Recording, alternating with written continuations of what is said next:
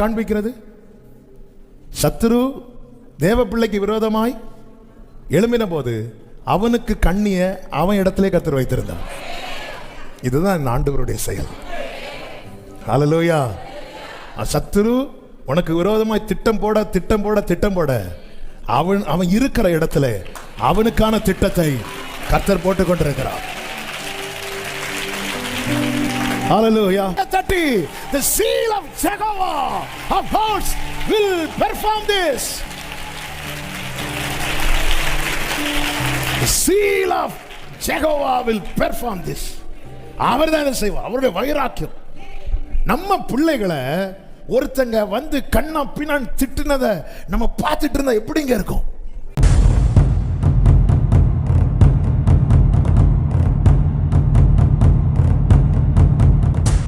இந்த நாளிலே பேசும்படி ஆவியானவர் சிந்தையிலே கொண்டு வந்த வார்த்தை, தோல்விக்கான காரணங்கள் என்ன? ஒரு தேவ பிள்ளையின் வாழ்க்கையிலே தோல்வி வருவதற்கான காரணங்கள் என்ன?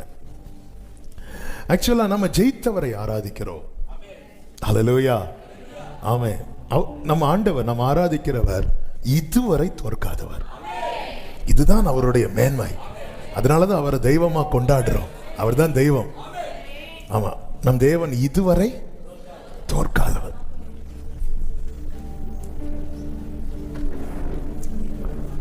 என்ன நடந்திருக்குதா அவருடைய தோல்வியா இருக்கும் தெரியுமா? என்ன நடந்திருந்தா அவருடைய தோல்வியா இருக்கும் தெரியுமா? மனிதனை உண்டாக்கினதினால நான் மனஸ்தாபப்பட்டேன்னு சொல்லி மொத்தமா அழிச்சிருந்தா அது தோல்வியா இருக்கும். அதன் அர்த்தம் என்ன? அவர் செஞ்ச ஒரு காரியம் என்ன ஆயிட்டு? ஃபெயிலியர் ஆயிட்டு. ஆனா மொத்தம் அழிக்காம அதுல ஒரு குடும்பத்தை செப்பரேட் பண்ணி வச்சு முடிச்சார். இதுதான் ஆண்டவர். கொஞ்சத்தை இப்போ சாத்தான் கையில யோபுவின் ஜீவனையும் கொடுத்திருந்தா கர்த்தரை நம்பி இருந்தது என்ன இருக்கும் தெரியுமா? ஃபெயிலியர் ஆயிருக்கும். ஜீவனை மட்டும் விட்டுட்டு தொட்டு. ஏன்னா அதுல இருந்து திரும்ப எல்லாத்தையும் கொடுக்க என் ஆண்டவருக்கு. அதனாலதான் சொன்னேன், என் ஆண்டவருக்கு தோற்க தெரியாது. ஏன்னா அவர் எங்க உட்கார்ந்து இருக்கிறார் தெரியுமா? முன்னணையில் அல்ல. ஆமே. ஹல்லேலூயா. துணியில சுத்தி இல்லை. எல்லாம் வந்துட்டு போயாச்சு. இன்னும் நம்ம டிசம்பர்னா எங்க தான் பார்க்கிறோம்? ஹல்லேலூயா. நமக்கு டிசம்பர் ஆனா நமக்கு என்ன வேணும்? முன்னணை வேணும். ஆமே. ஹல்லேலூயா. ஆமென். எல்லாம் வண்டி வண்டியா எடுத்து சுத்துவோம். எதுக்கு? அந்த முன்னணைய பார்க்க. அது அங்க சூப்பரா இருக்கு, இங்க பாருங்க, தப்பு கிடையாது, சந்தோஷம் இல்ல. ஆனா வந்து நிறைய பேர் என்னன்னா அதுக்கு முன்னாடி ஒரு ஹல்லேலூயா எப்படிங்க இருக்கும்? கொஞ்சம் இப்படி பாரு அவரை. நீ அவரை இப்படி பார்க்க தெரியாது. கேமரால ஜூம் பண்ணி தான் இயேசுவை பார்க்கணும். இந்த முன்னணையில கொஞ்சம் இப்படி பாரு, கீழே விழுந்துரு. யோவான் இப்படி பார்த்தார், திரும்பி பொத்துன்னு கீழே கிடக்கிறான். யோவானே மார்பில் சாய்ந்திருக்கிறவனே அவரை மார்பில் பொற்கச்சை கட்டினவரை வந்து நின்று அதை பார்த்தோன்னே கீழே விழுந்தான்னா நம்ம எல்லாம் பார்த்து என்னாக போறோம்னு எனக்கு ஒரு ஆமென். ஆண்டவரே இப்போ வாரும், நான் வந்தேன்னா நான் வாரேன், வா பேசுவோம், வா ஆண்டவரே. ஹல்லேலூயா. எலியா கிட்ட கர்த்தருக்கு முன்பாய் நிற்கிற நான் அப்படி சொன்ன எலியா கிட்ட கர்த்தர் இப்படிதான் பேசுறாரு தெரியுமா? மெல்லிய சத்தமா. ஏன்னா இடி முழக்கம் அதெல்லாம் கேட்டோடனே ஆளு கெபிக்குள்ள போய் இப்படியே இருக்கிறார். அதனால வந்து மெல்லிய சத்தமா. அதனாலதான் சங்கீதம் 20 எடுக்க வேண்டாம் 9 சொல்லப்பட்டிருக்கிறது, கர்த்தருடைய சத்தம். கர்த்தருடைய சத்தம் காதேஸ் வனாந்தரத்தை அதிர பண்ணும், கேதுரு மரங்களை முறிக்கும், பெண் மான்களை ஈனும்படி செய்யும். இப்படி எல்லாம் சொல்லப்பட்டிருக்கிறது. ஒரு பைபிள் காலேஜில் ஒரு சகோதரர், அவருக்கு என்னன்னா, ஆண்டவரே நிறைய பேர் வந்து உங்க சத்தம் கேட்டிருக்கிறதா சொல்றாங்க. நீங்க என்கிட்ட பேசுறீங்க, ஊழியர் மூலமா பேசுறீங்க, பைபிள் படிக்கும்போது பேசுறீங்க, எல்லாம் ரைட் ஆண்டவரே. ஆனா வந்து நீங்க என்கிட்ட ஏன் டைரக்டா பேச மாட்டேங்கிறீங்க அப்படி சொல்லிட்டு அவருக்கு வந்து பயங்கரமான ஒரு கேள்வி. அப்போ பார்த்தார், சரி நம்ம ஃபாஸ்டிங் இருப்போம். கர்த்தருடைய சத்தத்தை ஆபிரகாம் கேட்டது போல எலியா கேட்டது போல டைரக்டாக நான் கேட்கணும் அப்படி சொல்லிட்டு ஆண்டவர் வந்து சர்ச்சுக்கு போனால் பாஸ்டர் பேசினா கேட்க மாட்டார். அவர் பேசட்டும். பைபிள் படித்து என்னதான் ஆண்டவர் இடைப்பட்டாலும் இங்கே என் காதில் கேட்க மாட்டேங்குது. ஃபாஸ்டிங், பயங்கரமான ஃபாஸ்டிங் இருந்துட்டு திரும்பி பைபிள் காலேஜ் போகிறார். இங்கே நடந்ததில் வெளியூரில் நடந்தது. பைபிள் காலேஜில் போகும்போது பைபிள் காலேஜில் அந்த சேப்பல் டைம் உண்டு. அதில் வந்து கொஞ்ச நேரம் வர்ஷிப் பண்ணுவாங்க, மெசேஜ் பண்ணுவாங்க. அன்னைக்கு ஒரு கெஸ்ட் ஸ்பீக்கர் வந்திருக்கிறார். இவர் வேற பயங்கரமான ஃபாஸ்டிங். அப்போ எல்லாரும் எழும்பி வர்ஷிப் பண்ணிட்டு இருக்கிறாங்க. இவருக்கு எழும்பி வர்ஷிப் பண்ணுறதுக்கு கூட ஸ்ட்ரென்த் இல்லை, ஏன்னா ஃபாஸ்டிங். அப்படி உட்காந்துட்டு அவர் வந்து வந்தவர் வந்து ப்ரீச் பண்ணிட்டு நல்லா ப்ரீச் பண்ணுறாரு. இவருக்கான ரேமா தான் வந்துட்டே இருக்கு. இவர் எனக்கு ஆண்டவர் வந்து என் காதில் வந்து திருப்பி எல்லாரும் ஜெபத்தில் அவர் லீட் பண்ணிட்டு இருக்காரு. அவருக்கும் தெரியாது, இவருக்கும் தெரியாது. இவருக்கு ஃபாஸ்டிங்கில் இருக்கிறது கூட இருக்கிற ஃப்ரெண்ட்ஸுக்கும் தெரியாது. ஏன் ஃபாஸ்டிங் ஒன்றும் தெரியாது. அந்த தேவ மனுஷன் ஆவியில் நிரம்பி அவ்வளோ பெரிய க்ரௌடு அந்த பைபிள் காலேஜில். நேராக இவர் பின்னாடி இருந்து ரெண்டாவது மூணாவது பெஞ்சில் இருக்கிறார். அந்த தேவ மனுஷன் நேராக இவர் இப்படி சைடில் அப்படி சாஞ்சி உக்காந்து, சபையில் சிலர் அப்படி சாஞ்சி உட்காந்து தூங்குறது மாதிரி அவர் வந்து அப்படியே உட்காந்துருக்கிறார். நேராக இவர் கிட்ட போய் ஆவியில் நிரம்பி அந்த தேவ மனிதன் அந்த பர்சன் அப்படி தட்டி, என் சத்தம் கேட்குற கெப்பாசிட்டி உன் காதுக்கு இருக்கான்னு கேட்டார். ஆமென். என் சத்தத்தை கேட்குற கெப்பாசிட்டி உன் காதுக்கு இருக்கா? இவர் நடுங்கிட்டார். உங்ககிட்ட நான் பேசும்போது ஒழுங்கா கேளு. ஹல்லேலூயா.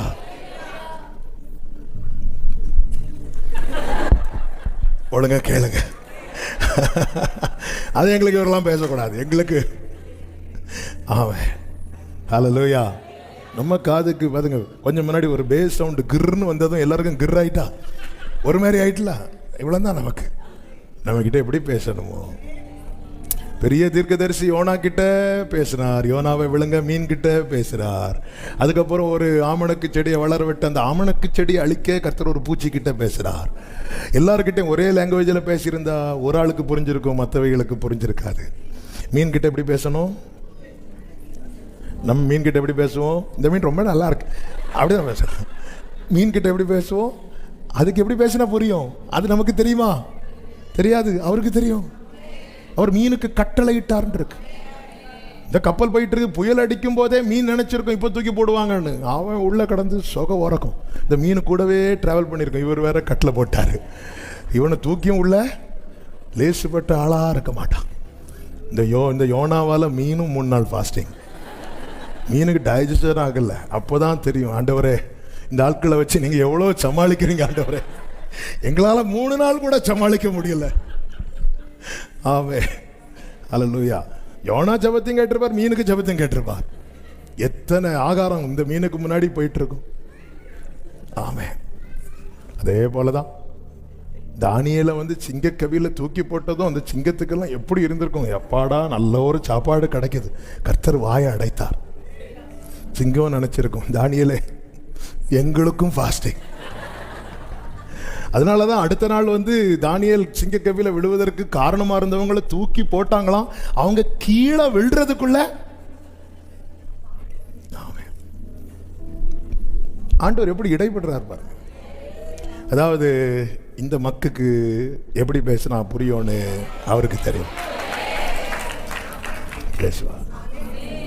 நீர் பேசாவிட்டால் நான் உடைந்து போவேன், உருக்குலைந்து போவேன். நீர் பேசாவிட்டால் நான் உடைந்து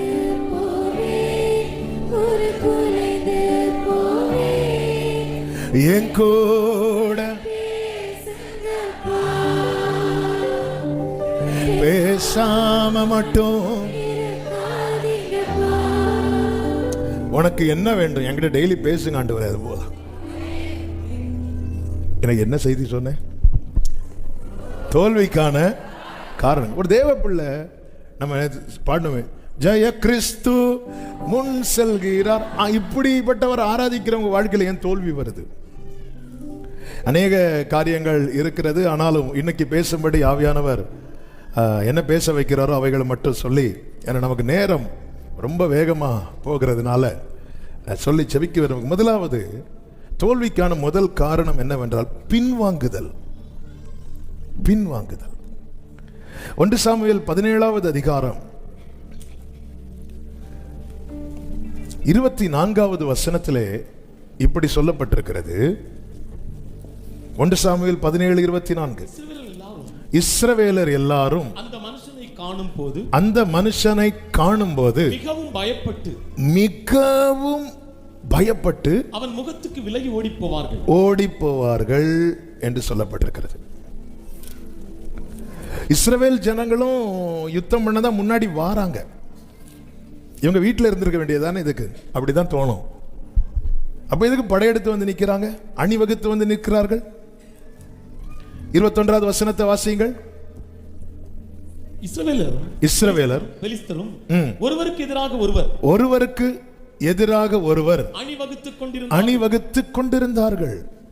பெலிஸ்தியர் வந்து நின்னா இஸ்ரவேலரும் வந்து நிற்கிறாங்க. இப்படி பெலிஸ்தியர் வந்து இவங்க ஒருவருக்கு ஒருவர் எதிராக, அவன் அங்கிருந்து ஏய்னா இவன் இங்கிருந்து ஏம்பா.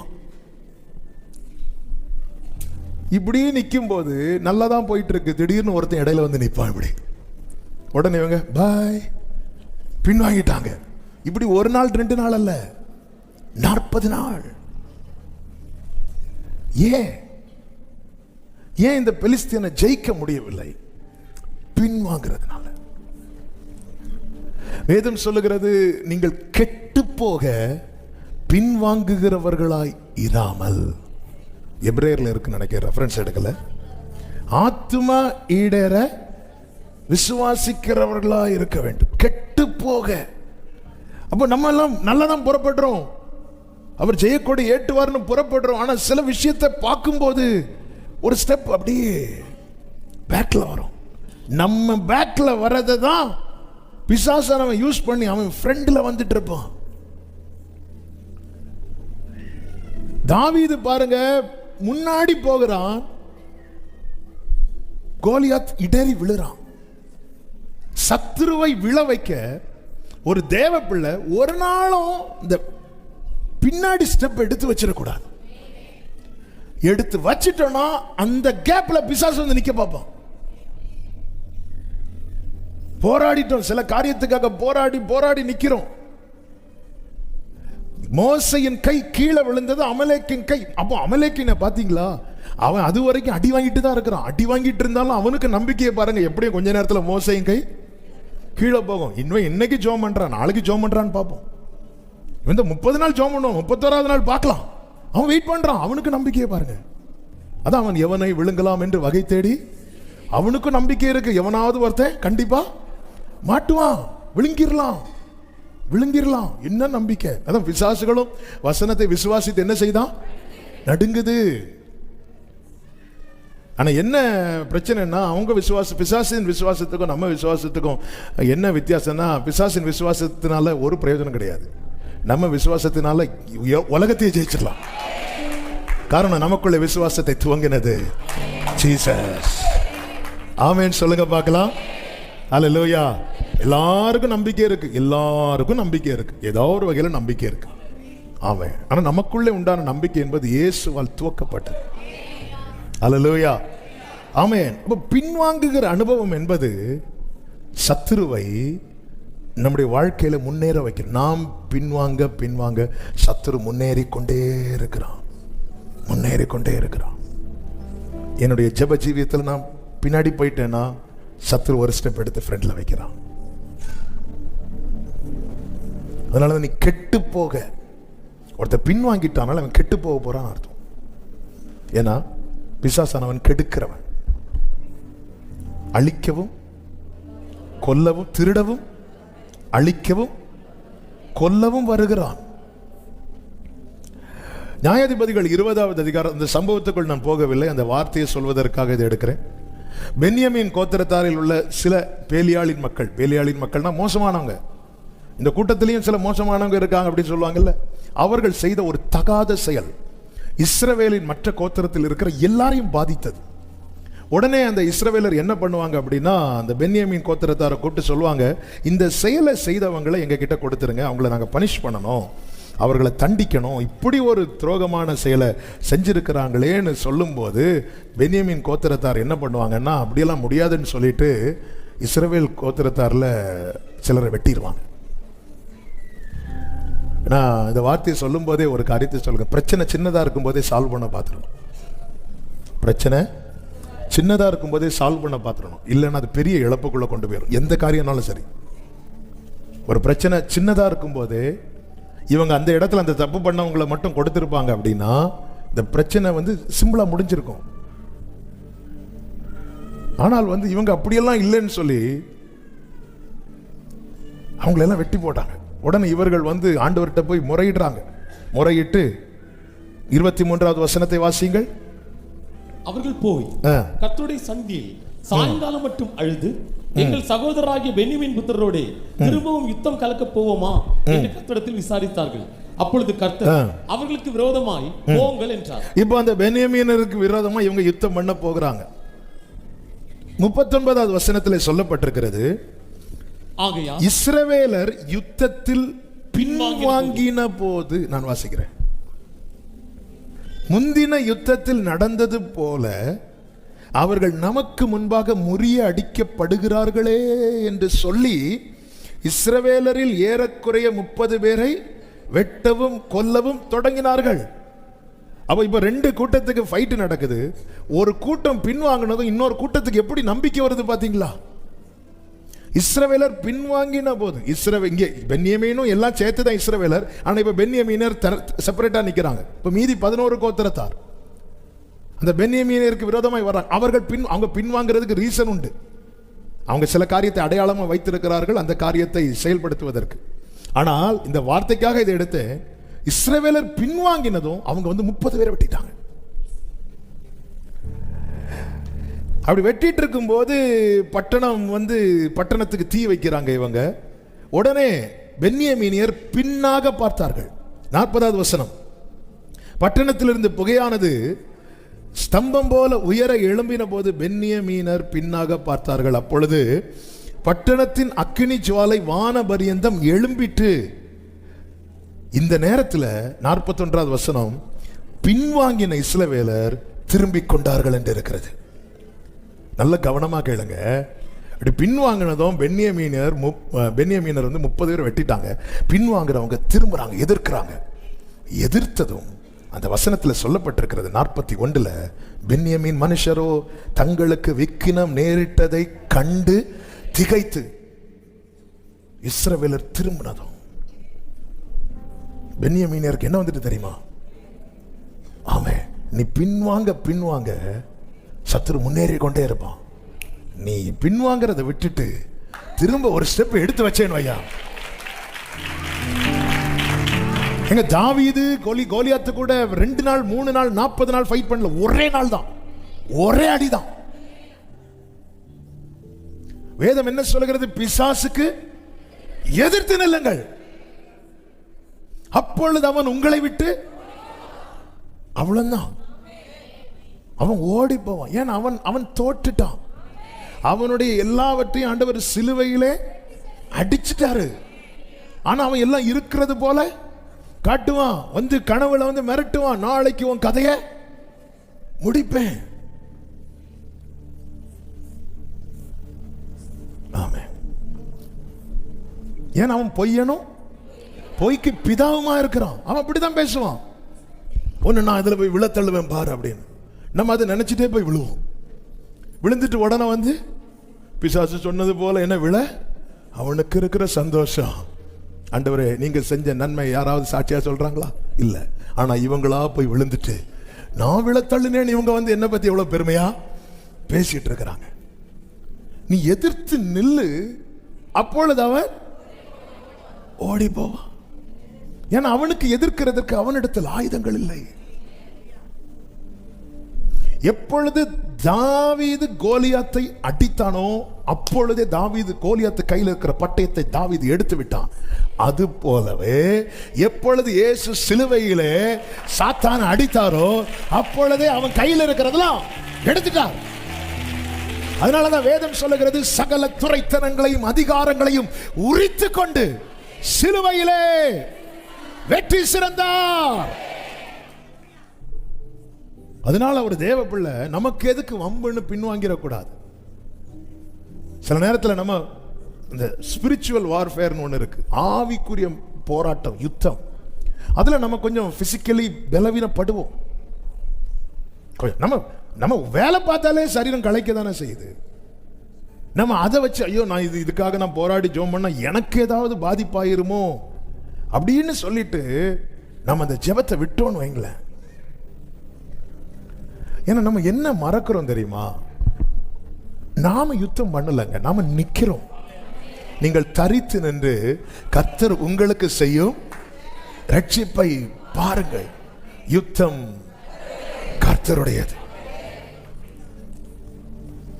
இஸ்ரவேலர் பின்வாங்க பென்யமீனியருக்கு எந்த அடிச்சுட்டே இருக்கிறாங்க. 1 2 3 30 பேர் அடிச்சுட்டாங்க. கொஞ்சம் அவங்க பிளான் என்ன தெரியுமா? கொஞ்சம் பின்வாங்கணும். 30 பேர் அடிச்சுட்டாங்க. அவர்கள் திரும்பினதும் பென்யமீனர் திகைச்சிட்டாங்க. திகைத்ததும் அவர்கள் என்ன செய்தார்கள் தெரியுமா? 42வது வசனத்துல, இஸ்ரவேல் புத்திரரை விட்டு வனாந்திரத்திற்கு போகிற வழியாய் நேராய் திரும்பி ஓடினார்கள். ஆனாலும் யுத்தம் அவர்களை, இது எதை காட்டுதுன்னா, பின்வாங்குகிறவனை யுத்தம் தொடரும். யுத்தம் முடியாது. நமக்கு எதுக்கு வம்புன்னு சொல்லிட்டு பின்வாங்குறோம் தெரியுமா? யுத்தம் முடியாது. யுத்தம் முடியணும்னா நீ எதிர்க்கணும். ஐயோ இந்த காரியத்தெல்லாம் இப்படி ஒரு போராட்டம் இருக்கு. அதனால நிறைய பேர் என்ன ஆவாங்க அப்படின்னா, காம்ப்ரமைஸ் ஆவாங்க. சாத்தானோடு, சகோதரனோடு காம்ப்ரமைஸ் ஆகியே ஆகணும். சாத்தானோடு நம்ம நேர மாறி செய்வோம். என்ன வந்தாலும் சகோதரன்ட்ட பேச மாட்டேன். சாத்தான் அது ஒரு வெட்டுகத்திய தொட்டில் பக்கத்துல தொங்க போட்டா என்னெல்லாம் பண்றோம். ஆமே ஏங்க, நான் மற்றவர்களை சொல்லல, நான் தேவனை ஆராதிக்கிற தேவ பிள்ளைகளை சொல்றேன். ஆமே, தொட்டில் பக்கத்தில் என்னெல்லாம் கட்டி போட்டிருக்கோம்? ஆமே, நம்மளை பிடிச்சு கட்டி போடணும். ஹல்லேலூயா. ஆமே, சிலர் பார்த்துருக்கீங்களா? வீடு வேலை நடக்கும்போது ஃப்ரெண்ட்ல இப்படி ஒன்று மாட்டி வச்சிருப்பாங்க. அதை பார்த்த உடனே எனக்கு வேற டவுட்டா இருக்கும், ஒரு ஓனருக்கு போட்டோவா? நம்மளா என்ன பண்ணா அவனை சால்வ் பண்ணலாம்? என்ன பண்ணலாம்? பின்வாங்குகிறவனை யுத்தம் தொடரும். யுத்தம் தொடரணுமா முடியணுமா? நம்ம என்ன நினைக்கிறது? ஐயோ இதுக்கெல்லாம் ஜெபம் பண்ணிடாதப்பா, சும்மா போற பாம்பு அப்படியே விட்டு, அப்படியே விடாது, குட்டி போட்டு கிடக்கும். நீ அடிச்சேன்னா ஒரு அடியோட முடியும், நீ அடிக்கலைன்னா 10-15 அடி அடிக்கணும். அவன் திரும்பின போது யுத்தம் தொடர்ந்தது. எது வரைக்கும் தொடர்ந்தது? அவர்கள் மடியும் வரைக்கும் தொடர்ந்தது. இன்னைக்கு நாம சந்திக்கிற பிரச்சனை, நம்ம ஓட்டம் முடிகிறது வரை தொடரக்கூடாது. நம்முடைய ஓட்டம் தொடரணும், யுத்தம் முடியணும். எல்லாரும் சொல்லுங்க, ஓட்டம் தொடரணும். சத்தமா சொல், ஓட்டம் தொடரணும், யுத்தம் முடியணும். ஓட்டம் தொடரணும், யுத்தம் முடியணும். அதுக்கு என்ன செய்யணும்? எதிர்த்து நிக்கணும். பின்வாங்கிறாதீங்க. ஹல்லேலூயா. பின்வாங்கிடக்கூடாது. சில காரியங்களை கண்ணுக்கு முன்னாடி பிசாசானவன் கொண்டு வந்து காண்பிப்பான், பயமுறுத்துவான், பயங்கரமா பயமுறுத்துவான். நேற்று கூட ஒரு சகோதரர் வந்தார். அவங்க இப்படி வேற மார்க்கத்திலிருந்து ஆண்டவருக்குள்ள வந்ததுனால சில பலவீனங்கள் மாறி மாறி வந்ததும் இப்படி நான் ஒரு ட்ரீம் பார்த்தேன். அதுல ஒன்று சொல்லுது, நீ போயிட்டு எல்லாம் பாரு, உன் கதையை நான் முடிச்சிருவேன். இல்லை, இப்படி நிறைய பேர் ஸ்ட்ரகிள் பண்றாங்க. ஒன்று புரிஞ்சுக்கோங்க, உங்களை ஒருத்தன் பயம் காட்டுறான் தெரியுமா? அவன் சிலுவையில் அடி வாங்கிட்டு வந்தவன். அடின்னா அடி, அப்படி ஒரு அடி. அவன் தலையை நசுக்கிட்டார். அவன் வாயில ஒரு பல்லு கிடையாது. எனவே தான் அவன் எவனை விழுங்கலாம், முறுக்கு கொடுத்தாலும் அவனுக்கு சவிக்க முடியாது.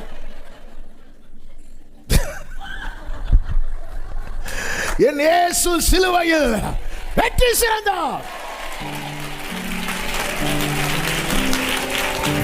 உங்களில் ஒருவன், கோலியாத்துடைய சேலஞ்ச் அதானே, வந்து என்ன ஜெயிக்கட்டும். யாரும் போகல, பின்னாடி போயிட்டாங்க. பின்னாடி போனதும் கோலியாத்து போயிட்டான். அவன் கோலியாத்து முடிச்சிட்டு போயிட்டான். எப்பாடா போயிட்டான். அடுத்த நாள் காலில் வந்து நிற்கிறான். பின் வாங்குகிறவனை யுத்தம் தொடரும்.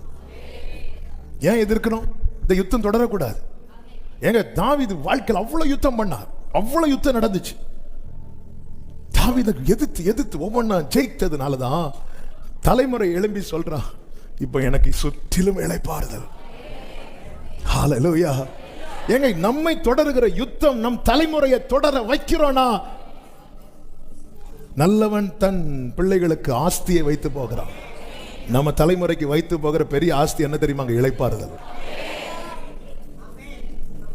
ஆமென். தாவீது ஃபுல்லா யுத்தம். 2 ராஜாக்கள்ல தானே சாலமோன் அந்த வார்த்தையை சொல்வார். 2 ராஜாக்கள், 1 ராஜாக்கள். Thank you holy spirit. 5வது அதிகாரம் 3வது வசனம் 4வது வசனம்.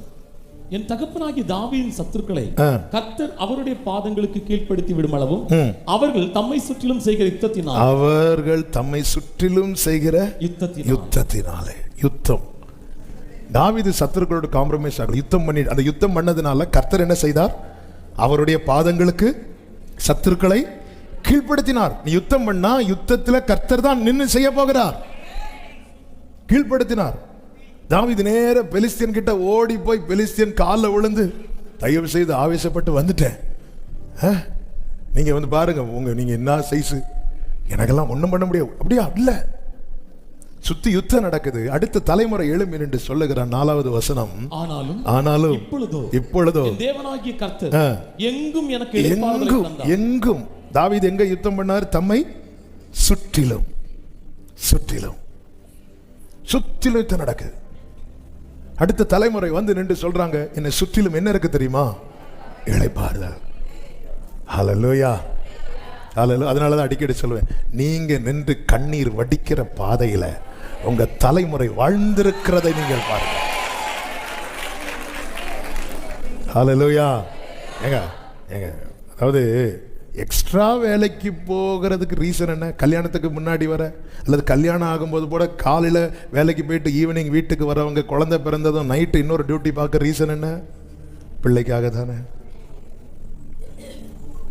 ஆமென். நம்ம எதுக்கு வம்புன்னு பின்வாங்கன்னா யுத்தம் தொடரும். யுத்தம் தொடர்ந்தது என்று பைபிள்ல இருக்கு. ஆமென். பின் வாங்கிட்டோம்னாலே முடிஞ்சது. எசேக்கியா ராஜாவை குறித்து 2 ராஜாக்கள் 18 சொல்லப்பட்டிருக்கிறது. இந்த எசேக்கியா ராஜா செம்மையானதை செய்தான் என்று 4வது வசனத்திலும், மேடைகளை அகற்றினான், நல்ல ஆண்டவரை நம்பினா, கர்த்தரை சார்ந்திருந்து கர்த்தருடைய கற்பனைகளை கை கொண்டு நடந்தான் என்று 6வது வசனத்தில் சொல்லப்பட்டிருக்கிறது. 7வது வசனத்தை இனி வாசியுங்கள். ஆகையால் கர்த்தர் அவனோடு இருந்தார், அவன் போகிற இடம் எங்கும் அவனுக்கு அனுகூலமாயிற்று. அடுத்த வார்த்தை, அசீரியா ராஜாவை சேவிக்காமல் அவன் அதிகாரத்தை தள்ளிவிட்டான். எப்போ நான் ஆண்டவரை தான் சேவிப்பேன். ஏன்னா இந்த அசீரியா ராஜா இன்னொரு பக்கத்துல எல்லாரையும் ஜெயிச்சிட்டு வரான். இந்த அசீரியா ராஜா என்ன பண்றான் அப்படின்னா, இஸ்ரவேல்ல பல இடத்துல அவன் கைகள் ஓங்கினது. வேதம் சொல்லுகிறது. 11வது வசனத்தை வாசியுங்கள். அசீரியா ராஜா இஸ்ரவேலை அசீரியாவுக்கு சிறைபிடித்துக் கொண்டு போய், இஸ்ரவேல்னா அந்த டைம் 2ஆ தான் இருக்கு. யூதா தனியா இருக்கு, இஸ்ரவேல் தனியா இருக்கு. ரெகோபெயாம் நாட்களிலே அது பிரிந்தது. இப்போ யூதாவுக்கு ராஜாவாக எருசலேம்ல யார் இருக்கிறா அப்படின்னா எசேக்கியா இருக்கிறான். இஸ்ரவேலை அசீரியா பிடிச்சிட்டு போறான். இஸ்ரவேலை அசீரியா பிடிக்கிறதுக்கு ரீசனும் அங்க சொல்லப்பட்டிருக்கிறது. 12வது வசனம். அவர்கள் தங்கள் தேவனாகிய கர்த்தருடைய சத்தத்துக்கு செவி கொடாமல் அவருடைய உடன்படிக்கையை கர்த்தரின் தாசனாகிய மோசே கற்பித்த யாவற்றையும் மீறி அதற்கு செவி கொடாமலும் அதின்படி செய்யாமலும் போனார்கள். வசனத்துக்கு மீறி போனாங்க, அதனால கர்த்தர் ஒப்பு கொடுத்தார். ஆனா இந்த எசேக்கியா அப்படி அல்ல. வேதம் சொல்லுகிறது 6வது வசனத்திலே, கர்த்தர் கற்பித்த அவருடைய கற்பனைகளை கை கொண்டு நடந்தான். ஆனா என்னாச்சு அப்படின்னா, இஸ்ரவேலை பிடிச்சிட்டு இப்பொழுது எருசலேமை சுற்றி வந்து நிற்கிறான். உடனே ஆள் அனுப்பும். இந்த செய்தி கேட்டதும் எசேக்கியா முதல்ல என்ன சொல்லுகிறான் தெரியுமா? 14வது வசனம். அப்பொழுது யூதாவின் ராஜாவாகிய எசேக்கியா லாகீசில் உள்ள அசீரியா ராஜாவுக்கு ஆள் அனுப்பி, அசீரியா ராஜாவுக்கு ஆள் அனுப்பி, நான் குற்றம் செய்தேன். என்னது? யார்கிட்ட சொல்றான்? காம்ப்ரமைஸ் ஆறாம் பாருங்க. யாரு இந்த எசேக்கியா? நேற்று வர அசீரியனின் அதிகாரத்தை தள்ளி விட்டவன். அசீரியனின் அதிகாரத்தை ஒருத்தர் தள்ளி விடுறான்னா அவனிடத்துல கிறிஸ்துவின் சாயல் இருக்கு. உலகத்தின் அதிபதி வருகிறான், அவனுக்கு என்னிடத்தில் ஒன்றுமில்லை. எப்படி இருந்தவன்? ஆனா இப்ப என்ன பிரச்சனை? இஸ்ரவேலுக்கு நடந்ததை பார்த்துட்டான். இஸ்ரவேலுக்கு நடந்தது. இஸ்ரவேல் 10 கோத்திரம், இவங்க 2 பிரிஞ்சு இருக்கிறாங்க. 10க்கே நடந்துட்டுன்னா இந்த ஒண்ணுக்கு அங்க ஏன் நடந்துச்சு? அவன் வேதத்துக்கு எதிராக இருக்கிறான். நீ வேதத்துக்கு எதிராக இருந்தேன்னா நீ பயப்படுறதுல நியாயம் இருக்கு. நீ தான் அவருக்குள்ள இருக்கிறல, நீ ஏன் பயப்படுற? உன் பக்கத்தில் 1000 உன் வலது புறத்தில் 10,000 விழுந்தாலும் அது அணுகாது. அவனுக்கே நடந்து. சிலர் வந்து சொல்லுவாங்க அவங்களே இப்படி பண்றாங்க. அந்த இடத்துல தான் நம்ம நீ இப்ப ரட்சிக்கப்பட்டு எவ்வளவு நாள் தான் ஆச்சு ஜெபத்துக்கு வந்து? அவங்களுக்கே இப்படியெல்லாம் வரும்போது நமக்கு புக்குன்னு இருக்கும். பேசாம படையெடுத்து போய் காலில் விழுந்துரும். இவன் ஆள் அனுப்பி சொல்றான், நான் குற்றம் செய்தேன், என்னை விட்டு திரும்பி. அவன் எப்படி போவான்? அவனே டவுட்ல சுத்திட்டு இருக்கான், இவனை தொடலாமா வேண்டாமா? நம்மளே வாலண்டியரா சொல்றோம் போயிரு.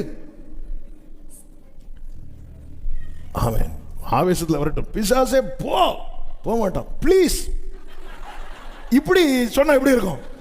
போவான் அவன். அவன் எப்படி சரண்டர் ஆகுறாரு? எல்லா தப்பும் இது நீ இப்படி ஆண்டவர்ட்ட எல்லாம் போய் சொல்லணும். ஆண்டவர்ட்ட என்ன சொல்றான் எசேக்கியா? சுவர்புறமா திரும்பி, நான் உமக்கு முன்பாக உண்மை உத்தமமாய் நடந்தேன் என்பதை. ஓஹோ, அசிரியன்ட்ட போய் பாவ அறிக்க என்கிட்ட வந்து பிடிச்சு வாங்குற. அடுத்து சொல்லுகிறான், நீர் என்மேல் சுமத்துவதை சுமப்பே. நீங்க என்ன சொன்னாலும் செய்யறேன். ஓகே, நீ அங்க போய் மொட்டை போடு. ஓகே, ஒரு 25 மெழுகு வாங்கி அதுல கொடு. ஓகே, நீ என்ன சொன்னாலும் ஓகே. இந்த இந்த இந்த இடத்துல இவ்வளவு இடம் நீ செருப்பு போடாம நடக்கணும். ஓகே, நீர் என்ன சொன்னாலும் செய்யறேன். அப்படியே அசீரிய ராஜா யூதாவின் ராஜாவாகிய எசேக்கியாவின் மேல் 300 தாலந்து வெள்ளியையும் 30 தாலந்து பொன்னையும் கொடுத்தான். ஆதலால் சுமத்தினான். ஆதலால் எசேக்கியா கர்த்தரின் ஆலயத்திலும் அரண்மனையிலும் அகப்பட்ட. நீ உன் அரண்மனையிலிருந்து எடுத்துக்கொடு. அவன் எங்க இருந்து எடுத்து கொடுத்துட்டான் தெரியுமா? ஆலயத்தில். நானும் நீங்களும் கர்த்தருடைய ஆலயம். இதிலிருந்து ஒன்றை அசீரியனுக்கு கொடுக்க கூடாது. எதுக்குங்க உங்க கையை கிழிச்சு வச்சிருக்கிறீங்க? அது இப்படி பண்ணா அது வராதுன்னு சொன்னாங்க. எதுக்குங்க பச்சை குத்தி வச்சிருக்கிறீங்க? அது இப்படி செஞ்சா ஆலயத்திலிருந்து எடுத்து கொடுக்கிறான். நாம் கிரயத்துக்கு கொல்லப்பட்டிருக்கிறோம். எங்கங்க உங்க முடிய காணோம்? அது அங்க கொடுத்தா நேர்த்தி அவன் ஆலயத்திலிருந்து எடுத்து கொடுக்கிறான். அவன் ஆலயத்திலிருந்து எடுத்து கொடுத்தான். யார் இந்த எசேக்கியா? கர்த்தரை நம்பினவன், அதிகாரத்தை தள்ளினவன், ஆண்டவருக்காக நின்றவன். ஆனா சுத்தி நடக்கிறத பார்த்து நமக்கு எதுக்கு வம்பு? இவன் காம்ப்ரமைஸ் ஆனதும் அசீரியன் போயிட்டான் நினைச்சீங்களா? 17வது வசனத்தை வாசிங்க. ஆகிலும் அசீரிய ராஜா, இதான் சாத்தான், போக மாட்டான். நீ பின் வாங்கிட்டான்னா பிரச்சனை முடிஞ்சு நினைக்கிற. சரி சரி சரி, அதை கொடுத்து தொலை. என்ன என்ன என்ன ஒரு ஆடு அடிக்கணுமா? அடிச்சிரு. 2 ஆடா அடிச்சிரு. அவன் ஒன்னு அடிக்கிறது வரை வருவான். நம்ம என்ன நினைக்கிறோம்? இதை கொடுத்தா இதோட பிரச்சனை தீந்துரும்ல. நம்ம அவன் பொய்யன்.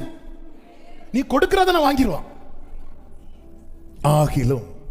ஏன்னா உங்ககிட்ட வாங்கி பழகிட்டான்ல, உங்ககிட்ட வாங்கி பழகிட்டான்ல, இவன் இப்படி மிரட்டி மிரட்டி வாங்கிடலாம். நம்ம என்ன நினைக்கிறோம், இந்த ஒரு காரியத்தை செஞ்சா அதுக்கப்புறம் நம்மள தொந்தரவே பண்ண மாட்டான், அவன் விழணும்.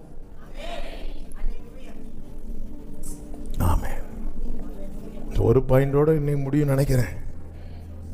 இப்பதான் எசேக்கியாக்கு ஒண்ணுமே புரியல. இவன் நினைச்சா நான் அதை இதை செஞ்சா இந்த பரிகாரம் பண்ணா பிரச்சனை சால்வ் ஆயிரும் பார்த்தா பிரச்சனை தலைக்கு மேல போகுது. இப்பொழுதுதான் நம்ம அடிக்கடி மெடிடேட் பண்றது மாதிரி எசேக்கியா ஆலயத்துல போய் விழுந்து கிடக்கிறான். வஸ்திரத்தை கிழிச்சிட்டு நிருபத்தை விரிச்சு வச்சுட்டு போய், சேனைகளின் கர்த்தாவே, அவன் சொல்றதெல்லாம் கேட்டீங்களே? கேட்டேன்ப்பா, அவன் சொன்னதும் கேட்டேன், நீ சொன்னதையும் கேட்டேன். இதை ஃபர்ஸ்ட் தலையிலேயே கொட்டணும் போல இருக்கும். இதையும் முதல்லயே வந்து விழ வேண்டியதானடி. இவ்வளவு நஷ்டம் உனக்கு வந்திருக்குமா? இவ்வளவு கஷ்டம் வந்திருக்குமா? ஏய், ஒரே ஒரு தூதனை நான் அனுப்புவேன், ஏன் இதுவரை அனுப்பல? நீ எங்க போய் நிக்கிற? உன் பிரச்சனைக்கு ஒரு தூதனை அப்படி ஒரு இந்த பக்கம் ஒரு தூதன்ட்ட நீ போய் சும்மா ரவுண்ட் அடிச்சுட்டு வா, முடிஞ்சது. இவ்வளவு தான்ப்பா பிரச்சனை, நீ தானப்பா அதை பெருசாக்குன. பின்வாங்குதல் என்பது ஒதுங்கிறது மட்டும் இல்ல, நம்ம சத்துருவோடு ஒத்து போகிறதும். சத்துருவோடு ஒத்து போகுதுன்னு நான் சொல்றது சாத்தான. நமக்கு சத்துரு ஒரே ஆளு தான். யாரு? சாத்தான். என்ன பண்ணலாம்? இன்னைக்கு எல்லாம் சொல்லுவாங்க, உறவுகள் சொல்லுவாங்க, இங்க போய் இதை செஞ்சிட்டீங்கன்னா, அங்க போய் அதை செஞ்சிட்டீங்கன்னா, இங்க இதை நேர்ந்துட்டீங்கன்னா, அவன் வாங்குவான். வாங்கி எல்லாம் சாப்பிட்டுட்டு ஏப்ப விட்டுட்டு திருப்பி வந்து நிற்பான். அப்படி டக் டக் டக். யாரு? டேய் நீயா? போக மாட்டேன். சுத்தி அவன் இதை ஃபர்ஸ்டே பண்ணியிருக்கலாம். ஃபர்ஸ்டே. நிறைய பேர் என்னை கேட்டுக்கொண்டிருக்கிற அன்பு சகோதரா சகோதரி, நம்ம என்ன பண்றோம்? இந்த பரிகாரம் பண்ணிட்டா பிரச்சனை முடிஞ்சிடும். முடியாது. பிசாசுக்கு வாழ வைக்கிற கேரக்டர் அவனுக்கு கிடையாது. அவன் சுபாவமே அழிக்கணும். ஆமென். எத்தனை பேர் அமெரிக்காவில் என்று நினைக்கிறேன், ஒரு ஒரு குறிப்பிட்ட ஒரு சகோதரர், அவர் இந்த டாக்டர் ஃபீல்டா எந்த ஃபீல்டுன்னு தெரியல, ஒரு நாள் சாத்தான்ட்ட, இந்த சாத்தான் வழிபாடெல்லாம் நிறைய இருக்கு, ஏக்கப்பட்டது இருக்கு, அவ்வளோ ஒஸ்டா போயிட்டு இருக்கு, அவ்வளோ துணிகரம். இதெல்லாம் கர்த்தருடைய வருகைக்கு அடையாளம். இப்போ கூட பாரிஸ் இதில் இந்த செய்தி நீங்கள் பார்த்துருப்பீங்க, அவ்வளோ துணி பாருங்க. எல்லாருமே ஈவன் கிறிஸ்டியன் கண்ட்ரி கூட கிறிஸ்துவுக்கு எதிராக தானே இருக்கு. எல்லாருமே எதுதான் ஃபோக்கஸ் பண்றாங்க? ஏன்னா அதுதான் ட்ரூ, அதுதான் உண்மை. இது எல்லாமே வருகைக்கான அடையாளம். எல்லாமே கர்த்தருடைய வருகை ரொம்ப பக்கத்தில் இருக்கு. ஆனா நம்ம அதை நினைச்சு ஒரி பண்ண தேவையில்லை. ஏன்னா அவங்க டாவின்சி வரைஞ்ச ஒரு படத்தை தான் அவங்க சும்மா ஒரு டாவின்சி அவர் கற்பனையில வரைஞ்சாரு. நமக்கு ஜீசஸை படத்துல பார்த்துல அறிந்தது, பைபிளை பார்த்து அறிந்தது. ஆமே. ஸோ இதெல்லாம் நடக்கும்னு ஆண்டவர் முன்னமே சொன்னார். இதெல்லாம் வருகைக்கான அடையாளம். ஆனால் ஒரு தேவ பிள்ளை எப்போவுமே இந்த ஆவியில் கனெக்ட் பண்ணி போராடிட்டே இருக்கணும். யார் யார் அகெயின்ஸ்டாக துணிகரமாக பண்ணுறாங்களோ, ஒன்று அவங்க அவரை அறியணும், இல்லை பார்த்துக்கோங்க. இன்னொருத்தன் செய்ய வரும்போது அவனை நினைக்கணும், வேண்டாம்பா வேண்டாம். ஆமேன்னு சொல்லுங்க. கர்த்தருக்கு மகிமை உண்டாவதாக. உலகம் முழுவதும் அப்படிதான். நம்ம என்ன நினைக்கிறோம், அது செஞ்சு இது செஞ்சு இல்லை. இந்த பிசாசுக்கு வாழ வைக்கிற கேரக்டர் கிடையாது அமெரிக்காவில். அப்போ அவன் சாத்தான்ட்ட தன்னை கொடுக்குறான், என்னை நீ எடுத்துக்கோ, ஆனால் என்னை நீ ஃபேமஸ் ஆக்கி விட்டுரு அப்படி சொல்லிட்டு அவன் ஜெபிக்கிறான். அந்த ஆள் கொஞ்ச நாளில் அவரோட ஃபீல்டில் டாப் போயிட்டார். எவ்வளோ டாப் போயிட்டார். பணம், புகழ், பெயர் எல்லாமே அவருக்கு வந்துச்சு. ஒரு நாள் இரவு இவருடைய அறையில் இருக்கும்போது இப்போ சாத்தான் பேசுகிறான். என்ன சொன்ன அன்னைக்கு? என்னை எடுத்துக்கொண்டு சொன்னல, இப்போ நான் கேட்டேன், நீ என்ன கொடுப்ப? உடனே அவன் சொல்ல, நீ என்ன கேட்டாலும் கொடுப்பேன். எனக்கு ஒன்று பண்ணு, உன் கையிலேருந்து கொஞ்சம் அறுத்து பிளட்டை கொடு. அவன் கையிலேருந்து கொஞ்சம் அறுத்து பிளட்டை கொடுக்குறான். இந்த கையிலேருந்து அறுத்து பிளட்டை கொடு, இந்த கையிலேருந்து அறுத்து பிளட். எனக்கு பத்த மாட்டேங்குது, இன்னும் அறுத்து பிளட்டை கொடு. அவன் சரீரம் முழுவதும். அடுத்த நாள் அவன் ரூம் ஓப்பன் பண்ணி பார்க்குறாங்க. அவனே பிளேடை வச்சு ஃபுல்லாக வெட்டி மறைத்திருக்கிறான். ஒரு பிரச்சனை கிடையாது வாழ்க்கையில. இதுதான் சாத்தான். சாத்தான் வந்து இயேசுவை சோதிக்கும் போது எருசலேம் தேவாலயத்தின் மேல கொண்டு போய் நிறுத்திட்டு என்ன சொன்னான் தெரியுமா? தாளகுதியம். நிறைய கேம்ஸ் இப்பெல்லாம் எப்படின்னு தெரியல, இப்போ அந்த நியூஸ் கொஞ்சம் குறைவுன்னு நினைக்கிறேன். இடையில நிறைய பப்ஜி கேம், அந்த கேம், இந்த கேம்லாம் வந்து அதில் வந்து நிறைய பேர் சூசைட் பண்ணாங்க. அதில் சூசைட் பண்ணி எனக்கு தெரிந்த ஒரு போதகருடைய மகன் அவன் சூசைட் பண்ணான். அவனுடைய சகோதரன் வந்து என்கிட்ட பேசும்போது சொல்லுகிறான், அண்ணே அவன் செத்ததுக்கு அப்புறம் தான் அவன் செஞ்ச ஒவ்வொரு காரியத்தை வைத்து பார்த்தபோது இந்த கேமுக்கு அவன் அடிக்ட் ஆயிருந்தான். அந்த கேமில் என்னன்னா அங்கேருந்து கமெண்ட் வந்துட்டே இருக்கும், இவன் அதை செய்யணும், திடீர்னு கையில் ஏதாவது வரையணும், ரயில்வே ட்ராக்கில் நின்று ஃபோட்டோ எடுக்கணும், அதில் வந்து ஒவ்வொரு டாஸ்க்கை இவங்க வந்து கம்ப்ளீட் பண்ணிகிட்டே இருக்கணும். கம்ப்ளீட் பண்ணி ஒரு கட்டம் வரும்போது லைவாக வீடியோ எடுத்து தூக்கு போடு, இல்லை நீ மரத்தில் குதி, அந்த மாடியிலேருந்து குதி. அந்த கேம் ரெண்டு வாலிப பெண்கள் மாடியிலேருந்து வீடியோ வேற மாடியிலேருந்து குதிச்சு சாகுறாங்க. அந்த கேம் நியூஸ்லாம் வந்துச்சு. இதான் சாத்தான். ஏன்னா உலகம் பொல்லாங்கனுக்குள் கிடக்குது. உனக்கு என்ன வேணாலும் கொடுப்பான், கொடுத்துட்டு உன் கதையை முடிப்பான். ஆனா என் ஆண்டவர் அப்படி இல்லை. அவர் ஜீவனை எடுக்க வரவில்லை, தம் ஜீவனை கொடுக்க வந்தார்.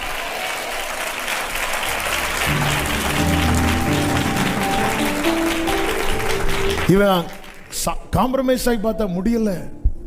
எங்க எல்லாத்தையும் கொடுத்தான் இருக்கு.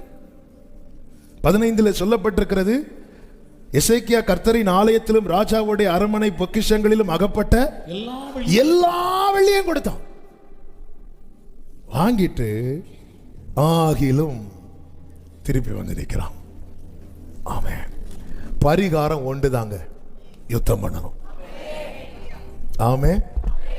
ஆமே. நம்ம என்ன நினைக்கிறோம், ஐயோ அந்த மார்க்கத்திலேருந்து எல்லாம் வந்ததுனால வரலன்னா ஆல்ரெடி பிரச்சனையில் இருக்கிறோம்.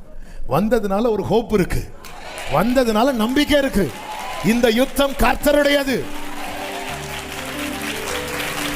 நம்ம அதெல்லாம் விட்டு வந்ததுனால தானே, இதெல்லாம் விட்டு வந்ததுனால தானே பிரச்சனை. வந்ததுனால ஹோப் இருக்கு. என்ன ஹோப்? இனி யுத்தம் நாம் பண்ண தேவையில்லை, நாம் நின்றால் போதும், கர்த்தர் எனக்காக.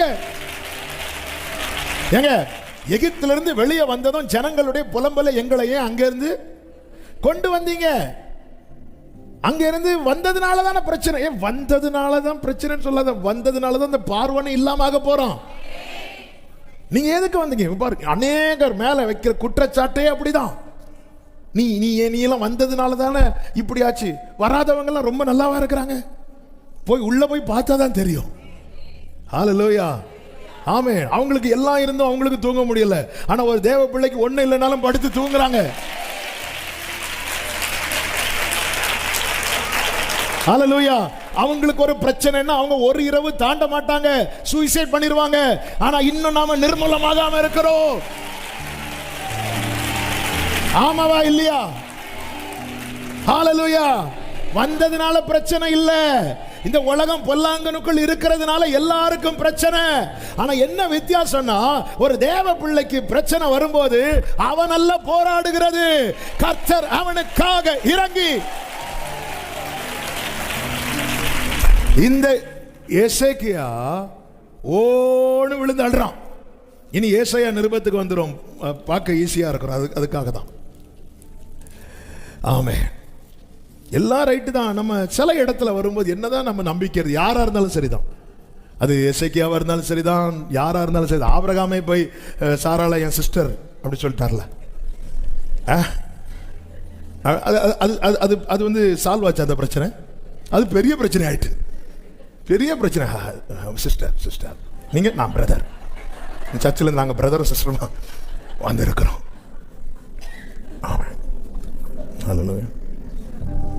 சில கேட்பாங்க, நீங்க ஃபாதரா? ஆமா, 2 பிள்ளைகளுக்கு. இவங்க சிஸ்டர் சாரா, வாங்க. ஓ சிஸ்டரா, ரைட்டு. பெரிய பிரச்சனை ஆயிட்டு. நைட்டு சொப்பனத்தில் ஆண்டவர் பேசுறாரு. அது யார்? அமலேக்கா. ஆதியாகமம் 20வது அதிகாரத்தில் அபிமெலேக் அமலேக்கான்னு கேட்டா நீங்க ஆமான்னு சொல்றீங்க. கர்த்தர் ஆபிரகாம் தன் மனைவியாக சாராளை இரண்டாவது தன் சகோதரி என்று சொன்னதினாலே, ஆபிரகாம் சொன்னதே எதுக்கு அப்படின்னா, இவர் மனைவின்னு தெரிஞ்சா என்ன கொன்னுட்டு ஒன்ன எடுத்துருவாங்க. இத்தனைக்கும் அந்த பாட்டிமா வயசாச்சு. ஆபிரகாமுக்கு 99 வயது 17வது அதிகாரத்தில் இல்லை, 99 வயசுல சாராளுக்கு 89 வயது. ஆமா, அப்ப 89 வயசுல அழகா இருந்திருக்கிறாங்க. அப்போ ஒரு நம்பிக்கை உண்டு. ஆமாம், சிலருக்கு இப்பதான் அப்படி சிரிப்பே வருது. அப்போ சாராளை அழைப்பித்தான் இருக்கு, அபிமெலேக்கு அழைப்பித்தான். 3வது வசனத்தை பாருங்கள். தேவன் இரவில் அபிமெலேக்குக்கு சொப்பனத்திலே தோன்றி, நீ அழைப்பித்த ஸ்திரீ நிமித்தம் நீ செத்தாய். அபிமெலேக்கு ஒன்னும் புரியல. நீ அவ்வளவுதான். நைட்டு அபிமெலேக்கு ஆண்டவர்கிட்ட எழும்பி கேட்கிறான், ஆண்டவரே நீதி உள்ள ஜனங்களை அழிப்பீரோ? இவள் தன் சகோதரி என்று அவன் என்னோட சொல்லவில்லை. ஆண்டவர் அவனுக்கு ஒரு அடியாவது கொடுத்துட்டு வாங்க ஆண்டவரே. சும்மா இருந்தேன். வந்ததும் சிஸ்டர் சாரானா. அடுத்த நாள் அபிமெலேக்கு ஆபிரகாம் கூடுறான், இங்க வா, இது யாரு? அது எங்களுக்கு மனைவி தான், இருந்தாலும் இன்னொரு வகையில எனக்கு இந்த வகையெல்லாம் வகைக்காகாது, அது எனக்கு இன்னொரு வகையில. ஆமென், ஹல்லேலூயா. ஏங்க அவர் பார்த்து பாருங்க. இப்ப எசேக்கியா என்ன பண்றாரு தெரியுமா? பரிகாரத்துக்கண்டு பல காரியம் செய்து பார்த்தான். ஆமென், ஹல்லேலூயா. முடியல. அவன் வாங்குறது வரைக்கும் பிரச்சனை இல்லை. வாங்கிட்டு திருப்பி ஏப்ப விட்டுட்டு திருப்பி வரான். சுத்தி நிக்கிறான். சுத்தி நின்று கண்ணா பின்னான்னு திட்டுறான். என்னெல்லாம் சொல்லி அசிங்கப்படுத்த முடியுமா? நீங்க அதை படிச்சீங்கன்னா தெரியும். அவன் வச்சிருக்கிற நம்பிக்கை என்ன? என்ன எசேக்கியாவின் நம்பிக்கை என்ன பெருசா நீங்க எசேக்கியா நம்பிக்கைன்னு சொல்றீங்க? ஆமே, இதுக்கு முன்னாடி வந்தப்ப இப்படி பேசல. ஏன்னா முன்னாடி வந்தப்ப எசேக்கியா என்ன இப்படி ஆண்டவர் மேல் நம்பிக்கையா இருக்கிறான், நம்பிக்கையா இருக்கிறான். ஒரு பிரச்சனை என்னதோ வந்துட்டானே நம்ம கிட்ட, கொஞ்சம் இருக்கிறதெல்லாம் தூக்கிட்டு அவன் உங்களை மோசம் பார்க்கிறான் அப்படின்னு சொல்லிட்டு ஜனங்களுக்கு முன்னாடி பேசிட்டு இருக்கிறாங்க. எசேக்கியாவுக்கு அழுக தாங்க முடியல.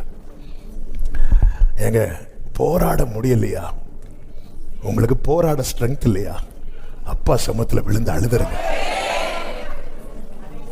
ஒரு தேவ பிள்ளை செய்கிற பெரிய யுத்தம் என்ன தெரியுமா? சமூகத்தில் கண்ணீர் வடிக்கிறது. சமூகத்தில் கண்ணீர் வடிக்கிறது. எசேக்கியா அந்த ஜெபம் செய்ததும் 21வது வசனம் 37, ஏசாயா 37:21.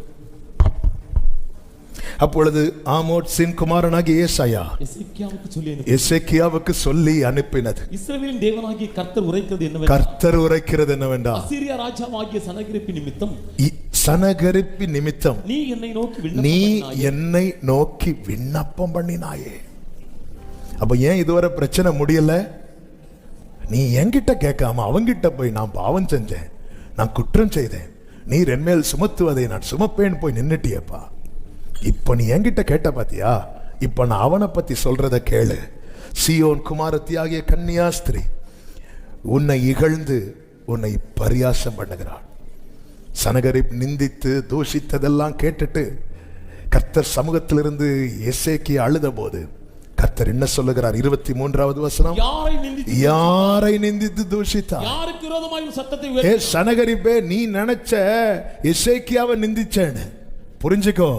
நீ எசேக்கியாவை நிந்திக்கிற நிந்தை எசேக்கியால ஃபேஸ் பண்ண போறது. எசேக்கியா நம்பி இருக்கிற தேவன் ஃபேஸ் பண்ண போகிறார். எத்தனை பேர் நான் அல்ல ஃபேஸ் பண்ண போறது, என் கர்த்தர் ஃபேஸ் பண்ண போறார்.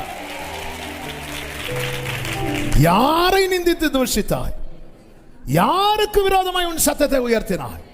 நீ இஸ்ரவேலின் பரிசுத்தருக்கு விரோதமாய் அல்லவோ உன் கண்களை மேட்டிமே பார்த்தான அர்த்தம் என்ன? அவர்களை அற்பமா பார்த்தது.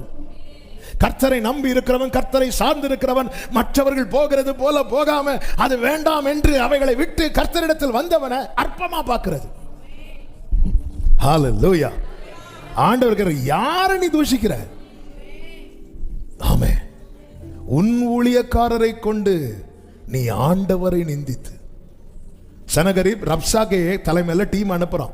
சனகரிப்பின் ஊழியக்காரன் ரப்சாகே வந்துதான் சனகரிப் சொன்ன வார்த்தைகள் எல்லாம் சொல்லி நிந்திக்கிறான். ஆண்டவர் எப்படி சொல்றாரு பாத்தீங்களா? உன் ஊழியக்காரரை கொண்டு நீ யாரை நிந்திச்ச? ஆண்டவரை நிந்தித்த. அதுதான் என்னை கேட்டுக்கொண்டிருக்கிற அன்பு சகோதரா சகோதரி, நீங்க கர்த்தருக்காய் நிக்கிறது நிமித்தம் உங்களை பார்த்து நிறைய பேசுறாங்கல்ல, அது உங்களை பேசல, அவரை பேசுறாங்க. அவர் பார்த்துட்டு சும்மா இருக்க மாட்டா. ஹல்லேலூயா, ஆமென். இப்பொழுது கர்த்தர் சொல்லுகிற வார்த்தையை கேளுங்கள். 26வது வசனம். நான் வெகு காலத்துக்கு முன் அதை நியமித்து பூர்வ நாட்கள் முதல் அதை திட்டம் பண்ணினேன் என்பதை நீ கேட்டதில்லையோ? ஒவ்வொரு காரியத்தையும் நான் திட்டம் பண்ணி தீர்மானிக்கிறது இன்னைக்கோ நேற்றோ அல்ல, வெகு காலத்துக்கு முன்பு. ஆமென், சொல்லுங்க பார்க்கலாம். 28, 29 வசனங்களை பாருங்கள். உன் இருப்பை யாருக்கு சொல்றாரு? சனகரிப் அசீரியா ராஜாவுக்கு சொல்ல, உன் இருப்பையும் உன் போக்கையும் உன் வரவையும் நீ எனக்கு விரோதமாய் கொந்தளிக்கிறதையும் அறிவேன். சிலர் வந்து வீட்டுல 2 நாள் தங்கி திட்டிட்டு போவாங்க, சொந்தக்காரங்க. கரெக்டா இல்லையா? ஹலோ, நாங்க வாரோன்னு சொன்னாலே இங்க பொக்குன்னு ஆயிரும். ஆண்டவர் சொல்ல, உன் இருப்பையும் உன் போக்கையும் உன் வரவையும் எனக்கு விரோதமாய் கொந்தளிக்கிறதை. வந்து சும்மாதான் இருப்பாங்க. கிளம்பும் போதுதான் நீ எல்லாம் திருந்துவியா? ஏன்னா முதல் நாளே சொன்ன சாப்பாடு கிடைக்காது. விருந்துக்காரங்க வரும்போது முதல் நாள் பிரியாணி, அடுத்த நாள் கறிச்சோறு, அடுத்த நாள் கறி ரசம், அடுத்த நாள் கஞ்சி. இனி ஏன்னா முதல் நாள் பெஸ்டா இருக்கும். இனி போகும்போது கொந்தளிச்சுட்டு உன் இருப்பையும் உன் போக்கையும் உன் வரவையும். ஏன்னா அந்த எசேக்கியா கொடுக்கறதெல்லாம் வாங்கும்போது அமைதியா இருந்துட்டு இந்த சனகரிப் வாங்கி எல்லாத்தையும் வச்சுட்டு அப்புறம் அட்டாக் பண்றான். ஆண்டவர் பார்க்கிறார், உன் இருப்பையும் உன் போக்கையும் உன் வரவையும் நீ எனக்கு விரோதமாய் கொந்தளிக்கிறதையும் அறிவேன். அடுத்த வார்த்தை, நீ எனக்கு விரோதமாய் கொந்தளித்து வீரியம் பேசினது. நான் அதை வாசிக்கிறேன். ஏன்னா அந்த வார்த்தை எல்லாம் பவர்ஃபுல்லான வேர்டு. நீ எனக்கு விரோதமாய் கொந்தளித்து வீரியம் பேசினது என் செவிகளில் ஏறினார். ஆமென், ஆமென். ஆண்டவருக்காய் நிற்கிற சகோதரா, ஆண்டவருக்காய் நிற்கிற சகோதரி, உன்னை பார்த்து யார் யார் என்ன பேசுறாங்களோ அது அவர் செவிகளில் ஏறுது, அவர் செவிகளில் ஏறுது. ஆமென். என் செவிகளில் ஏறினபடியால். அப்ப அவர் செவியில ஏறணும்னா சனிகரிப்பு என்ன செய்யணும்? இப்போ பிடிக்குது. அவர் செவியில ஏறணும்னா சனகரிப்பு என்ன செய்யணும்? அதான் பேச விடுறாரு. ஐயோ, இவங்க வராங்களே, ஏதாவது பேசுனாதான் வேலை நடக்கும். ஆமே, நம்ம மெடிடேஷன்ல என்ன கேட்டோம்? ஏசபேல் பேசட்டும், அப்பதான் அவன் போய் கர்த்தருடைய சத்தத்தை கேட்கும். பேசினாதான். அவன் பேசாம சுத்திட்டு இருந்தா நம்மளும் உள்ள கத்திட்டு இருப்போம். அவன் பேசட்டும், அவனுக்கு எவ்வளவு பேச முடியுமோ பேசட்டும். அது யார் செவியில ஏறும்? ஆமென். அவங்க உங்களை என்னெல்லாம் பேசுறாங்க தெரியுமா? அப்படி யாராவது சொன்னா, சிஸ்டர் எனக்காக ஒரு உதவி செய்வீங்களா, என்ன கொஞ்சம் கூட சத்தமா பேச சொல்லுவீங்களா, இன்னும் எக்ஸ்ட்ரா என்னெல்லாம் வேடு போட்டு. ஏன்னா அப்படி பேசி அவர் செவியில ஏறின அடுத்து அவர் செய்யறது அங்க இருக்கு. நான் என் துரட்டை உன் மூக்கிலும். எல்லாரும் மூக்க பார்த்துக்கோங்க. என் கடிவாளத்தை உன் வாயிலும் போட்டு நீ வந்த வழிய. அப்படின்னு என்ன அர்த்தம்னா, இப்படி பேசிட்டு இருப்பான் தெரியுமா, அப்படியே மூக்கு பாயோட பிடிச்சி. யாருக்காவது என்ன பேசணும்னு விருப்பம் இருந்தா உங்களுக்கு பேச 100% அனுமதி தருகிறேன். என் ஆண்டவர் அலங்காரத்துக்காக சொல்லவில்லை, உன்னை தொடுகிறவன் என் கண்மணியை தொடுகிறான் என்று.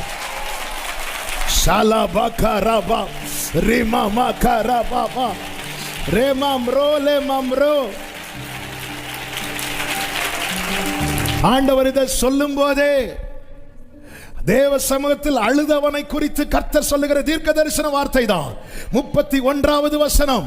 யூதா வம்சத்தாரில் தப்பி மீந்திருக்கிறவர்கள் மறுபடியும் கீழே வேர்பற்றி மேலே கனி கொடுப்பார்கள்.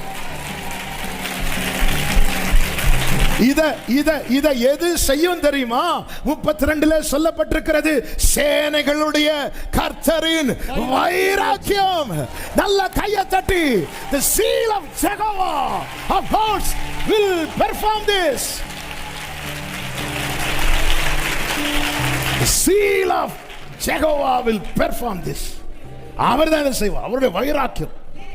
நம்ம பிள்ளைகளை ஒருத்தங்க வந்து கண்ணா பின்னான் திட்டுனத நம்ம பார்த்துட்டு இருந்தா எப்படிங்க இருக்கும்? ஹalleluya. அப்ப ஏண்டவரே இவ்வளவு நாள் நீங்க ஒண்ணுமே சொல்லாம இருக்கிறீங்க, நீ எங்க போய் முறையிட்டு இருக்கிற? நீ பரிகாரத்தை எங்க தேடுற? நீ ஏன் உனக்கு யுத்தம் பண்ண முடியல, உனக்கு அழ முடியும்ல, யார்கிட்ட போய் ஏன் அழுற? அந்த ஆண்டவர் சமூகம் அது அடைக்கலப்பட்டனுங்க, ஆண்டவர் சமூகம். அதனாலதான் தாவீது சொல்லுவார், நான் எப்பொழுதும் வந்தடையத்தக்க. ஆண்டவரே எனக்கு பிரச்சனை தலைக்கு மேல, நான் எப்ப வேணாலும் வருவேன், நீங்க எனக்கு எப்பவுமே இருக்கணும். எனக்குன்னு பிரேயர் டைம் இருக்குல்ல, அப்போ மட்டும் இல்ல, திடீர்னு நைட்டு பிரச்சனை வரும், நான் வந்து விழுந்துருவேன். நான் எப்பொழுதும் வந்தடையத்தக்க கண்மலையாயிரும். ஹalleluya, ஹalleluya, ஆமென். ஆண்டவருடைய அடுத்து சொல்றாரு, அவன் இந்த நகரத்துக்குள் பிரவேசிப்பதில்லை, இதன் மேல் அம்பு எய்வதும் இல்லை, இதற்கு முன்பாக கேடகத்தோட வருவதும் இல்லை, இதற்கு எதிராக கொத்தளம் போடுவதும் இல்லை. அவன் இந்த நகரத்துக்குள் பிரவேசியாமல் தான் வந்த வழியே எப்படி எதனால திரும்பி போறான்? கர்த்தர் மூக்கிலையும் போட்டு நான் வந்துட்டேன். செவியை பிடிச்சாலே நம்ம திரும்பிடுவோம். கொஞ்சம் வேணா வீட்டில் போய் ட்ரை பண்ணி பாருங்க, அடுத்த ஆள் மூக்கு இல்லை. ஆமென். அடுத்த ஆண்டவர் சொல்லுகிறார், என் நிமித்தம், என் தாசனாகிய தாவீது நிமித்தம் நான் இந்த நகரத்தை ரட்சிக்கும்படிக்கு இதற்கு ஆதரவாயிருப்பேன் என்று கர்த்தர் உரைக்கிறார் என்பதை இன்னைக்கு கர்த்தர் இந்த வார்த்தையை சொல்லி உங்களை அனுப்ப போகிறார். வார்த்தை வந்ததும் அடுத்த வசனத்தை வாசிங்க, 36. அப்பொழுது கர்த்தருடைய தூதன் அப்ப தூதன் எதுக்கு வெயிட் பண்ணிட்டு இருக்கிறான்? வார்த்தை வர. வார்த்தை எதுக்கு வெயிட் பண்ணிட்டு இருக்கு? நீ வர. ஆமென், ஹalleluya. அப்ப இங்க டிலே யாரால? நம்மளால கிடையாது, எசேக்கியா தான். வார்த்தை நமக்கு, தூதன் நமக்கு, தாமதித்தது எசேக்கியா. தாமதம் யாரால? உள்ள வேலையெல்லாம் பார்த்துட்டு, ஆண்டவரே ஏன் தாமதிக்கிறேன்? ஆமென். எனக்கு இன்னும் என்ன தோணுதுன்னா, இப்போ எசேக்கியா வர காரணம் என்னன்னா, இப்போ கொடுக்கறதுக்கு ஒண்ணுமே, ஏன்னா எல்லாத்தையும் தூக்கி கொடுத்துட்டார். இந்த 12 வருட பெரும்பாடுள்ள ஸ்திரீ இயேசுட்ட வரதுக்கு முன்னாடி அவளுக்கு உண்டான எல்லாவற்றையும் செலவழித்து, ஒருத்தங்க இப்படிதான் வந்து இப்படி இதான் ஆப்ரேஷன் பண்ணணும்னு சொல்லியிருக்கிறாங்க. ஜோமன் சரி சிஸ்டர், நான் ஜோம் பண்ணிக்கிறோம், நம்ம ஜோம் பண்ணலாம். சரி, போயிட்டு ஹாஸ்பிட்டல் போயிட்டு அடுத்த நாள் வந்துட்டாங்க. என்ன சிஸ்டர் ஆப்ரேஷன்? இல்லை, நான் ஜெபத்திலே வைக்கலான் இருக்கேன். சிஸ்டர் உங்கள் விசுவாசம் பெரியது சிஸ்டர். அப்போ ஏன் ஹாஸ்பிட்டல் போனீங்க? போனேன், ஆனால் வந்து 3 லட்சம் ரூபா கேட்குறாங்க.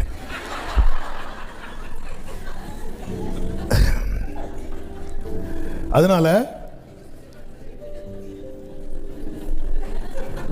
கடைசியில் வந்து சகோதரிக்கு ஆப்ரேஷன் நடந்தது. ஜெபத்தில் வச்சாலும் ஆப்ரேஷன்.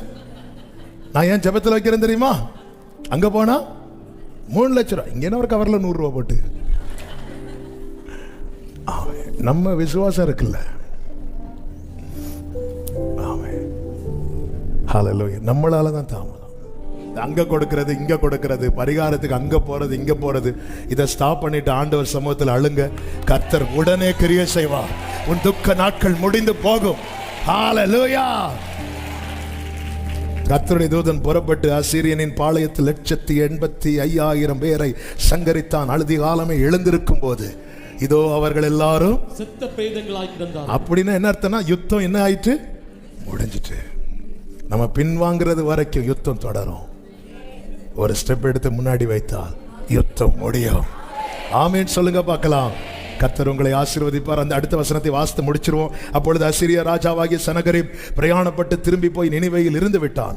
அவன் தன் தேவனாகிய நிஸ்ரோவின் கோவிலிலே பணிந்து கொள்ளுகிற போது அவன் குமாரராகிய அத்ரமலேக்கும் சரேத் சேரும் அவனை என்ன செய்தார்கள்? பட்டயத்தினால் வெட்டி போட்டு. ஆமென். அப்ப அந்த சனகரிப்பை வெட்டினது யாரு? அவனுடைய பிள்ளைகள். என்ன இது காண்பிக்கிறது? சத்துரு தேவ பிள்ளைக்கு விரோதமாய் எழும்பின போது அவனுக்கு கண்ணிய அவன் இடத்திலே கர்த்தர் வைத்திருந்தான். இதுதான் ஆண்டவருடைய செயல். ஹல்லேலூயா. சத்துரு உனக்கு விரோதமாய் திட்டம் போட அவன் இருக்கிற இடத்துல அவனுக்கான திட்டத்தை கர்த்தர் போட்டுக் கொண்டிருக்கிறார். ஹல்லேலூயா, ஹல்லேலூயா. அவர்தான் நமக்கு ஜெயத்தை தருகிறார். ஆமென். ஆண்டவர்ட்ட ஒரே ஒரு ஜெபத்தை வச்சு முடிக்க போகிறோம். ஆமென். அப்படி முடிந்தால் முழங்கார் படிட்டு அல்லது எழும்பி நின்று உங்களுக்கு எப்படி வசதி அப்படி ஒரே ஒரு ஜெபம் உண்மையா சின்சியரா ஒரு மேக்ஸிமம் ஒரு 5 minutes நம்ம ஜெபம் பண்ண போறோம். என்ன அப்படின்னா, ஆண்டவரை பின் வாங்கிக்கிற கூடாது, சத்துருவோடு ஒத்து போயிடக்கூடாது. இந்த 2 காரியத்தில் எனக்கு கிருபை தாரும், எனக்கு கிருபை தாரும். ஹல்லேலூயா, ஹல்லேலூயா. பின் வாங்கிடக்கூடாது. இந்த யுத்தம் தொடருவதற்கான காரணம் நான் பின்வாங்கிறது. ஆமே, ஆமா. உண்மையா ஜெபம் பண்ணுங்க. உங்க சிச்சுவேஷன் உங்களுக்கு தானங்க தெரியும், உங்க சூழ்நிலை உங்களுக்கு தானங்க தெரியும். உண்மையா ஜெபம் பண்ணுங்க. ஏசப்பா கிருபை தாங்கப்பா, கிருபை தாங்கப்பா. நான் நினைச்சேன் இப்படி பண்ணா இந்த பிரச்சனை சால்வ் ஆயிரும். ஆனா தொடரதானே செய்யுது, அது தொடர்ந்து தானே போகுது. ஆண்டவரே, உங்களை நம்பி இதுவரை நிக்க வச்சிட்டீங்க. பின்வாங்கிடக்கூடாதப்பா. எங்களுக்கா யுத்தம் பண்ண நீங்க இருக்கிறீங்க. இந்த நம்பிக்கையில் நிற்க, தொடர கிருபை தருவீராக. எல்லாரும் கேளுங்க. ஆண்டவரே, சத்துருவோடு பாருங்க 40 நாள் ஜெபம் முடிந்ததும், ஒரு நிமிஷம் கவனிங்க, 40 நாள் ஜெபம் முடிஞ்சதும் இயேசு கிட்ட காம்ப்ரமைஸ் பேச வரான் சாத்தான். ஏன்னா அவனுக்கு தெரிஞ்சிட்டு விஷயம் கைவிட்டு போகுதுன்னு. இயேசு கிட்ட வந்து காம்ப்ரமைஸ் பேச வரான். இப்படிதான் சத்துரு செய்வான். இது ஒண்ணு அட்ஜஸ்ட் பண்ணிக்கோப்பா, இதெல்லாம் தப்பு கிடையாது, இது ஒண்ணு பண்ணிரு. காம்ப்ரமைஸ் ஆயிட்டான், அவன் இஷ்டத்துக்கு விளையாடலாம் அவன் நினைக்கிறது இல்ல. இயேசு சொன்னார், அப்பாலே போ சாத்தானே, இந்த ஜெப நாட்களில் இது நடக்க போகிறது. ஷாலா வாகா ராவா வாவா ரேமா மலரோ சந்தரே ரீமா மாலா கபரோ. இயேசுவின் நாமத்தில் கிருபை தருவீராக. கிருபை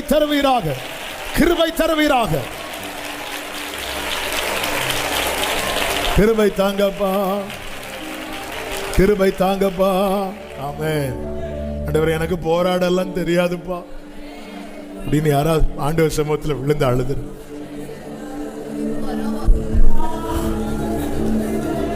இந்த ஏசாயாட்ட கூட அழல, ஆண்டவர்கிட்ட தான்.